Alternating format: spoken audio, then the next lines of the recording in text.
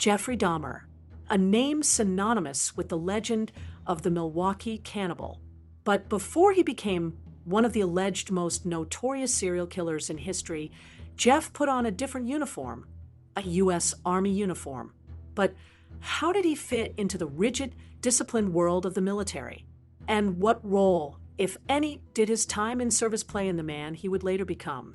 On December 29, 1978, after dropping out of Ohio State University due to poor grades and excessive drinking, Jeff enlisted in the U.S. Army. His initial role? A career with the military police. But that quickly changed when he was reassigned to Fort Sam Houston in Texas for medical specialist training. A stark contrast, isn't it? The boy who couldn't manage in college, now stepping into the role of a combat medic, a profession demanding discipline, focus, and care. In July 1979, Jeff Dahmer was stationed in Baumholder, West Germany, serving as a combat medic. His evaluations? Average or slightly above average. But behind the stern reports, another story brewed. Jeff's dependency on alcohol, a challenge that followed him from Ohio, didn't escape his military career. Records show his drinking escalated during his time in the service, and it became his Achilles heel. In March 1981, after only 2 years of service, Jeffrey Dahmer received an honorable discharge, a striking decision. Why is that? Because despite his growing issues, including alcohol dependency, his superiors noted that his problems did not impair his duty enough to warrant less than an honorable departure. He left the Army 9 months short of his 3-year enlistment. But were there whispers that followed him? Were there reports of misconduct or allegations? Some claim Jeff Dahmer's behavior toward fellow soldiers crossed the line on multiple occasions, but these are unsubstantiated claims. Others say he was simply a troubled young man. Which should we believe? And why haven't indisputable accounts emerged from his military peers? Self-proclaimed Dahmer victims and former Army colleagues Billy Capshaw and Preston Davis made numerous bizarre and unverified claims about Jeff. It's baffling how Army superiors could ignore these alleged incidents, especially among young soldiers living in such tight quarters. These soldiers, driven by a strict code of conduct and held to the highest standards of discipline, find themselves in environments where close bonds and unshakable camaraderie are unavoidable. The confession also reveals that Jeff was rarely alone, constantly surrounded by his fellow soldiers. It's baffling why Billy and Preston are so eager to make such bizarre claims, showing up on TV shows like The Dr. Phil Show in 2022 and giving attention-grabbing interviews. Watch. Gentlemen, it's so good to meet you, and I mean that at 2 levels. It's good to meet you, and it's good that you're still here and alive and able to be met, because you now know a lot more about this individual you were dealing with, and realize you could easily have been numbers 18 and 19. That's hard to think about. Yes, sir. It's real hard to think about, and it almost happened. You know, I went into the military when I was 17 years old and left home from a place in Arkansas, a little small town. And moving forward, I got to Germany, and there was a jolly guy who introduces me to my next roommate, and it was Jeff Dahmer. That was the first day I was there. Okay, so when you're first there, he Yes. says you're gonna have a roommate. This is him. This is Jeff Dahmer. This is Jeff And Dahmer. Preston, how did you meet Jeff? I actually met Jeff. I was in Germany from 1977 to 1980. I had about 8 months left in country, and my sergeant asked me to train the new gentleman, which was Jeffrey Dahmer, and that was July of '79. He told me that he would promote me to sergeant, and so we were out on a field exercise in Belgium, and I was to train him to be a medic. And the last few days of our exercise, our vehicle broke down, and during that time, I was drugged and raped by Jeffrey. At that time, I had no recollection of it. The following month, we were at a Thanksgiving dinner, and I had actually got into an altercation with Jeff, put him out, into a blizzard. He came back with blood on his hands, didn't know where he'd been, what he'd done. Now, the only way I found that out was I was on the serial killer website, and I found out I was in a book called The Shrine of Jeffrey Dahmer, which was written by Brian Masters, and it mentioned me by name. It described the incident, and that kind of blew me away. At that point, I still really hadn't put it all together. And then when I left, this gentleman here replaced me. And I was contacted in 2012 to do a film on men rape in the military called Justice Denied. And so that's when I met Billy, and we went to Albuquerque, and we were in that film. And then it just started to take off. You know, God started revealing little bits and pieces. I went through my records. I realized I had all kind of rectal issues throughout my career. And that's basically how we met. And we've been doing this ever since. What was your first impression of Jeffrey was a very obnoxious individual. He was very different. And when I say that, I mean, you know, the average gentleman at 17 or 18 would talk about when we played football or basketball in high school, or I dated this girl, or I dated that girl. That was never discussed. He was just a very aloof type individual, smart, but just different. And, you know, once he drank, his whole personality would change. He was very racist. He talked about blacks, Jews, you know, how he was better than. And I remember precisely, you know, what he drank. He was a beef eater's gin drinker. At first, you think, okay, I've drawn a pretty good roommate here, this nice guy. First, but after. The second night, things took a different turn. Yes, sir. What happened the second night? He raped me, drugged me, and I'd have to, jumped out a window, two-story window, broke my pelvis and my hip. Okay, now this was the second night I was there. Yes, that sir. you were there. Yes, sir. And you said he drugged you and raped you. Yes. And he also beat you. Yes, he beat me so hard that I of course yelled, but if I yelled, he would hit me harder to stop the yelling. I just gave up. I just gave up, you know, and I cannot, for the sake of me, understand why anyone would want to glamorize that guy at all. That's sick. You know, it has to stop. Dr. Phil, I believe the military knew. I spent a many a night laying in my house, and I'm like, how could they not know? Because I was in the military. He had a very short stint. I was in almost 10 years. And so, you know, I knew the structure on how it went. You make formation, which is where you're accounted for, where we have all the cooks, whatever. And then you run, you shower, and then you go to your particular job area. This man never made formation. Jeff made formation when I was there. How in the heck could they not know that this man was being tortured? I wrestled with that, and I finally came to the conclusion that everything in this spiritual realm or in the flesh is not for me to know. Something, God knows all. It's not for me to know, because I would have lost my mind trying to figure out how in the hell did the military, they had to know. They did know. They had to know. I have a letter that was written to me about 10 years ago from a warrant officer. He was under investigation for the death of a man named Hans. He was the last one seen with Hans. He who? Jeff. Jeff was under the investigation, I'm sorry, for the murder of a man named Hans. Yeah, they knew. You watched a little bit of the series. What was your reaction? I threw up.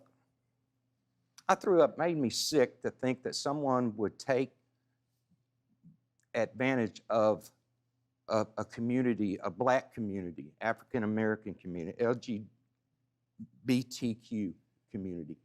All these people that I've been fighting for since I've got hurt. All these people that, and then some guy comes in, and I have a better choice of words I can't use on TV, comes in and undermines everything that these people stand for. I think he re-victimized them, re-traumatized them, shamed them, the whole gamut. That man had his hands on both of you. Yes, sir. What's your reaction to hearing him speak and say those things, knowing that he had you incapacitated, Wanna go first? drugged, Yeah, I'll go and had first. his hands on you. I really suffered once I realized what happened to me, survivor's guilt. I basically suppressed my feelings with drugs and alcohol for a while. It's a miracle that I'm still married. But I blame myself for what happened to Billy because I didn't remember. And I remember when I met Billy and Billy had told my wife what happened, and my wife asked Billy, how could he not remember? 30 years, Dr. Phil, I did not have any inkling what happened to me. When he got caught, I didn't realize what happened to me. I was actually watching a show on serial killers in 1992 in Virginia, and what cued me was they showed the patch. We had an 8 on our uniform, and at that point, I still didn't realize I had been raped, but I realized that I had been stationed with him. And so it was years later that I realized what had happened to me, and it just kind of blew me away, you know. Well, Preston, he says that he didn't commit any crimes out of hate, but you said you sensed racism and hate spewing out of him. Yes. I was not afraid of Jeff. I actually knocked Jeff out because he urinated in my boots, and they moved him out of my room. And that was early on when I met him in probably July or August of '79. So he was definitely a racist. But it's not for me to say, you know, I'm not going to play the race card and say he was, you know, it was white privilege. But that's something Billy. It was white privilege. Yeah, I agree with that as well. The charisma, the good-looking guy from Wisconsin, and he played all these people. And he's lying in that interview. He's lying. He was a practiced liar, practiced manipulator, practiced everything. How can you get like that young? He would rape and beat you Continuously, all the time. how many times a week? I wasn't counting, sir, but I will tell you it was more than 5. It was more than, it depended on how much he drank. I actually stole his money out of his wall locker while I was doing that. I found ketamine bottles. I was a medic as well at 17 years old. I found ketamine. I found lorazepam or Ativan. He kept you injured. He broke your hand. He broke my broke your hip. foot. Yes. He stabbed you. He stabbed me, I think we counted 30 times. And this actually is a fingerprint right here. I see that. I'm grabbing here and choke. He stabbed you 30 times. He said that he was going to take my prostate out. I was tied up at the time. He had given me something IV, which as medics we had, you know, access to all that stuff. You're in the military. We're in You the had a rape kit military. done. You would never think that this would happen. You told a nurse you had a rape kit done. Right. What happened? She threw it away. And Why? I communicate with this nurse all the time.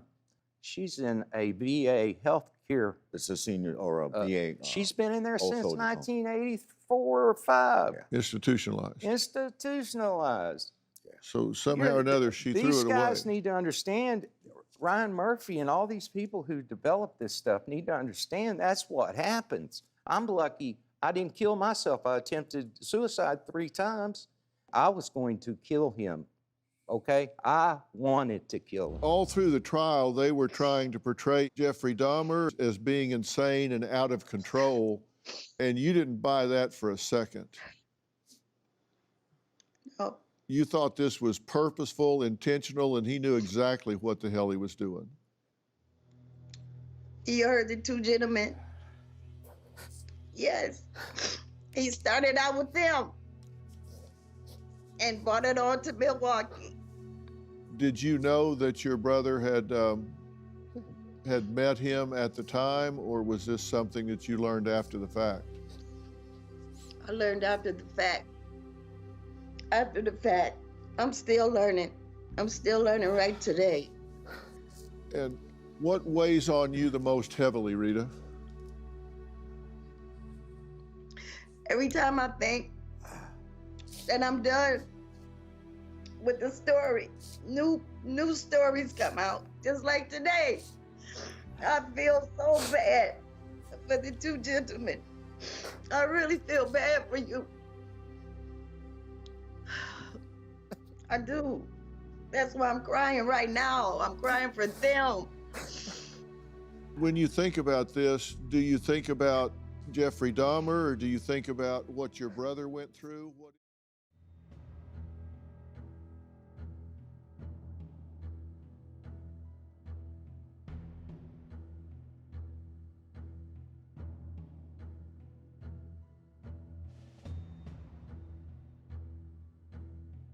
It's also worth noting that Jeff passed all necessary aptitude and psychometric tests to enlist. He demonstrated the mental sharpness and physical attributes required to qualify as a combat medic, a position demanding competence and resilience. Interestingly, these results contrast the claims in Lionel Dahmer's book, A Father's Story, where he alleges Jeff suffered from brain damage caused by prenatal exposure to substances taken by Joyce Dahmer, Jeff's mother. In his book, Lionel Dahmer paints a complex picture, attributing Jeff's descent into darkness to possible prenatal harm. But here's the question: how does this align with his demonstrated capabilities during military service? While psychiatrists determined Jeff Dahmer was of sound mind, Lionel insisted Jeff was touched in the head. Who should we believe? Did Lionel Dahmer rewrite history to reconcile his own narrative? Watch Lionel claim on Inside Edition that just 1 month into her pregnancy with Jeff, Joyce took 26 different medications, including powerful barbiturates like phenobarbital. I believe a clue to Jeff's madness may lie in what happened to his biological mother before he was born. What went wrong? There could be possibly some physiological basis, some biochemical basis to this, because my ex-wife had been taking about 26 tablets of different medications about 1 month after becoming pregnant. Lionel Dahmer wrote this letter 3 days after Jeff's birth. It talks about how Jeff's mother took powerful sedatives such as Equinil, Mebaril, phenobarbital, and Seconal, as well as the hormone Provera during the first trimester of pregnancy. Today, the prevailing medical opinion is that those drugs may be harmful to the developing fetus. Joyce Dahmer was hospitalized twice for depression. She did not attend the trial. Think about the physical side effects if these claims were true. How could Jeff meet the demanding requirements of the military and qualify in his role as a medic? It just doesn't add up. What cannot be ignored is this: Jeff's short military career remains one of the lesser discussed chapters of his life. Though not marked by extraordinary incidents, it highlights his ability to mask deeper struggles, a recurring theme throughout his life. His confession sheds light on how deeply the accidental death of Stephen Hicks haunted him during this period. It's no surprise that Jeff turned to alcohol as a way to numb the pain and conceal his emotions, a coping mechanism that would become all too familiar. The U.S. Army represents discipline, order, and valor, qualities diametrically opposed to the alleged chaos Jeff Dahmer would later bring into the world. Did his time in the Army foreshadow who he would become? Or is it just another fragment of a deeply fractured life? The answers, like the man himself, remain elusive. If you're intrigued by this chapter of Jeff Dahmer's story, subscribe now and hit the notification bell to join us as we dive deeper into the untold truths of Jeff Dahmer's life.